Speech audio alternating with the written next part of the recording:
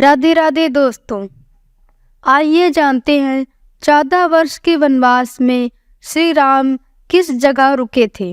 14 वर्ष के वनवास काल में श्री राम ने कई ऋषि मुनियों से शिक्षा और विद्या ग्रहण की, तपस्या की और भारत के आदिवासी, वनवासी और भारतीय समाज को संगठित कर उन्हें धर्म के मार्ग पर चलाया। संपूर्ण भारत को उन्होंने एक ही विचारधारा के सूत्र में बांधने का काम किया।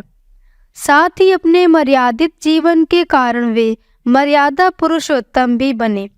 जब भगवान राम को वनवास हुआ तब उन्होंने अपनी यात्रा अयोध्या से प्रारंभ करते हुए रामेश्वरम और उसके बाद श्रीलंका में समाप्त की थी। इतिहासकार डॉक्टर राम अवतार ने श्री राम और सीता के जीवन की घटनाओं से जुड़े ऐसे 200 से भी अधिक स्थानों का पता लगाया है जहां आज भी तत्संबंधी स्मारक स्थल विद्यमान हैं, जहां श्री राम और सीता रुके या रहे थे। वहां के स्मारकों, भित्ति चित्रों, गुफाओं आदि स्थानों के समय काल की जांच पड़ताल वैज्ञानिक तरीकों से की।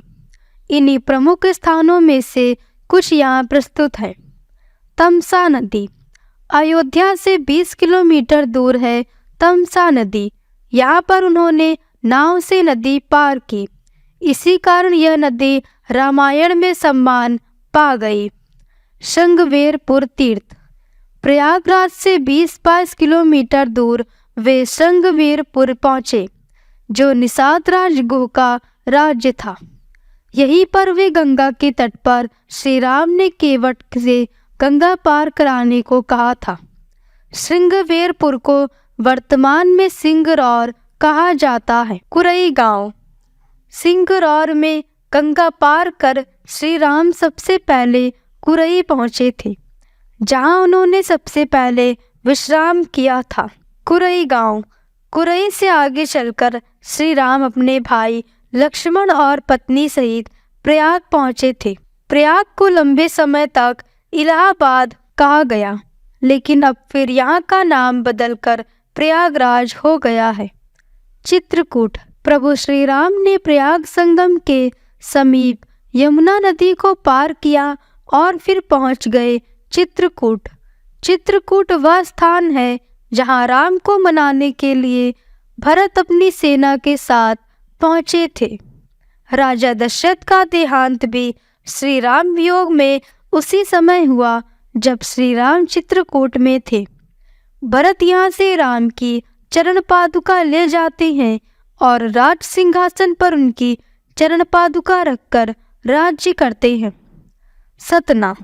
चित्रकूट के पास ही सतना मध्य प्रदेश स्थित अत्रि ऋषि का आश्रम था। हालांकि अनुसूया पति महर्षि अत्रि चित्रकूट के तपोवन में रहा करते थे, लेकिन सतना में रामवन नामक स्थान पर भी श्री राम रुके थे, जहाँ ऋषि अत्रि का एक और आश्रम था। दंडकारण्य।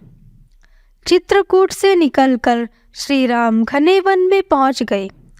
असल में यही था उनका वनवास। इस वन को उस काल में दंडकारण्य कहा जाता था।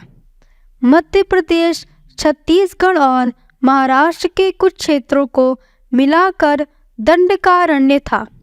दंडकारण्य में छत्तीसगढ़, ओडिशा एवं आंध्र प्रदेश राज्यों के अधिकतर हिस्से शामिल हैं। उड़ीसा की महानदी के इस पास से गोदावरी तक दंडकारण्य का क्षेत्र फैला हुआ था। इसी दंडकारण्य का हिस्सा है आंध्र प्रदेश का एक शहर भद्राचलम। गोदावरी नदी के तट पर बसा यह शहर सीतारामचंद्र मंदिर के लिए प्रसिद्ध है। यह मंदिर भद्रगिरि पर्वत पर है। श्री राम ने अपने वनवास के दौरान कुछ दिन इस भद्रगिरि पर्वत पर ही बिताए थे। स्थानीय मान्यता के अनुसार दंडकारण्य के आकाश में ही रावण और जटायु का युद्ध हुआ था और जटायु के कुछ अंग दंडकारण्य में आ गिरे थे। दुनिया भर में सिर्फ यही पर जटायु का एकमात्र मंदिर है। पंचवटी नासिक। दंडकारण्य में मुनियों के आश्रमों में रहने के बाद श्री राम अगस्त्य मुनि के आश्रम गए। यह आश्रम नासिक के पंचवटी क्षेत्र में है, जो गोदावरी नदी के किनारे बसा है। यहाँ पर लक्ष्मण ने सूर्पनखा की नाक काटी थी। राम लक्ष्मण ने खर व दूषण के साथ युद्ध किया था। गिद्धराज जटायु से श्री राम की मैत्री भी यही हुई थी। वाल्मीकि रामायण अरण्यकांड में पंचवटी का मनोहर वर्णन मिलता है। सर्वतीर्थ। नासिक क्षेत्र में सूर्पनखा, मारीच और खर व दूषण के वध के बाद ही रावण ने सीता का हरण किया और जटायु का भी वध किया था, जिसकी स्मृति नासिक से 56 किलोमीटर दूर ताकेड़ गांव में सर्वतीर्थ नामक स्थान पर आज भी संरक्षित है। जटायु की मृत्यु सर्वतीर्थ नाम के स्थान पर हुई, जो नासिक जिले के इगतपुरी तहसील के ताकेड़ गांव में मौजूद है। इस स्थान को सर्वतीर्थ इसलिए कहा गया क्योंकि यहीं पर मरणासन जटायु ने सीता माता के बारे में बताया। राम जी ने यहाँ जटायु का अंतिम संस्कार करके पिता और जटायु का श्राद्ध तर्पण किया था। इसी तीर्थ पर प्रवास के दौरान सीता माता की रक्षा के लिए लक्ष्मण रेखा खींची गई थी। पर्णशाला। पर्णशाला आंध्र प्रदेश में खम्माम जिले के भद्राचलम में स्थित है। रामालय से लगभग 1 घंटे की दूरी पर स्थित पर्णशाला को पर्णशाला या पनशाला भी कहते हैं। पर्णशाला गोदावरी नदी के तट पर स्थित है। मान्यता है कि ये वही स्थान है जहाँ से सीता जी का हरण हुआ था। हालांकि कुछ मानते हैं कि इस स्थान पर रावण ने अपना विमान उतारा था। इस स्थल से ही रावण ने सीता को पुष्पक विमान में बैठाया था, यानी सीता जी ने धरती यहीं छोड़ी थी। यहाँ पर राम सीता का प्राचीन मंदिर है। तुंगभद्रा। सर्वतीर्थ और पर्णशाला के बाद श्री राम लक्ष्मण सीता की खोज में तुंगभद्रा तथा कावेरी नदियों के क्षेत्र में पहुंच गए। तुंगभद्रा एवं कावेरी नदी क्षेत्रों के अनेक स्थलों पर वे सीता की खोज में गए। शबरी का आश्रम। जटायु और कबंध से मिलने के पश्चात श्री राम ऋषयमुख पर्वत पहुँचे। रास्ते में वे पंपा नदी के पास शबरी आश्रम भी गए, जो आजकल केरल में स्थित है। शबरी जाति से भिलनी थी और उनका नाम था श्रमणा। पंपा तुंगभद्रा नदी का पुराना नाम है। इसी नदी के किनारे पर हम्पी बसा हुआ है। पौराणिक ग्रंथ रामायण में हम्पी का उल्लेख वानर राज्य किष्किंधा की राजधानी के तौर पर किया गया है। केरल का प्रसिद्ध सबरीमलय मंदिर तीर्थ इसी नदी के तट पर स्थित है। ऋषयमुख पर्वत। मलय पर्वत और चंदन वनों को पार करते हुए श्री राम ऋषयमुख पर्वत की ओर बढ़े।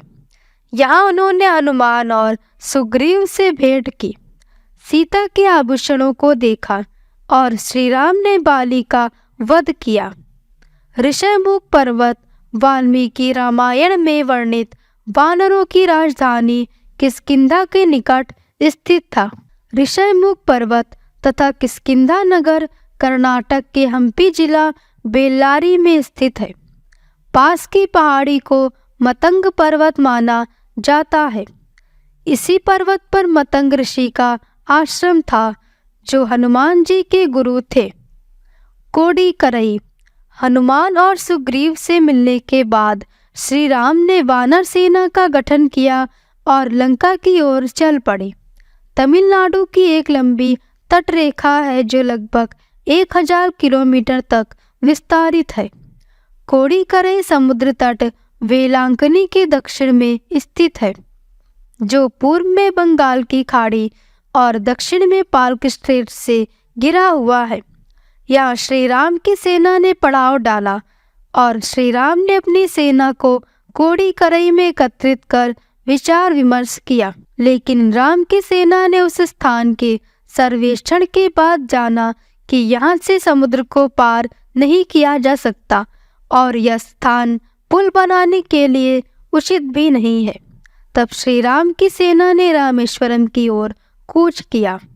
रामेश्वरम समुद्र तट एक शांत समुद्र तट है और यहाँ का छिछला पानी तैरने और सनबेदिंग के लिए आदर्श है। रामेश्वरम प्रसिद्ध हिंदू तीर्थ केंद्र है। महाकाव्य रामायण के अनुसार भगवान श्री राम ने लंका पर चढ़ाई करने के पहले यहाँ भगवान शिव की पूजा की थी। रामेश्वरम का शिवलिंग श्री राम द्वारा स्थापित शिवलिंग है। धनुषकोडी।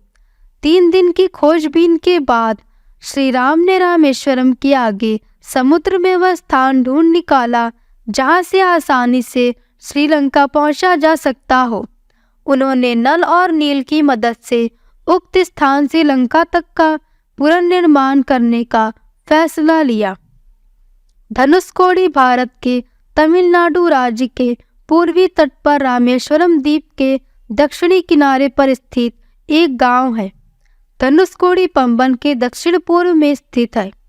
धनुषकोडी श्रीलंका में तलैमन्नार से करीब 18 मील पश्चिम में है। इसका नाम धनुषकोडी इसलिए है कि यहाँ से श्रीलंका तक वानर सेना के माध्यम से नल और नील ने जो पुल राम सेतु बनाया था उसका आकार मार्ग धनुष के समान ही है। इन पूरे इलाकों को मन्नार समुद्री क्षेत्र के अंतर्गत माना जाता है। धनुषकोडी ही भारत और श्रीलंका के बीच एकमात्र स्थलीय सीमा है जहाँ समुद्र नदी की गहराई जितना है, जिसमें कहीं कहीं भूमि नजर आती है। नुवारा एलिया पर्वत श्रृंखला।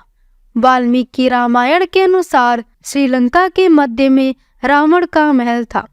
नुवारा एलिया पहाड़ियों से लगभग 90 किलोमीटर दूर बांद्रवेला की तरफ मध्य लंका की ऊंची पहाड़ियों के बीचों बीच सुरंगों तथा गुफाओं के भंवर जाल मिलते हैं। यहाँ ऐसे कई पुरातात्विक अवशेष मिलते हैं जिनकी कार्बन डेटिंग से इनका काल निकाला गया है।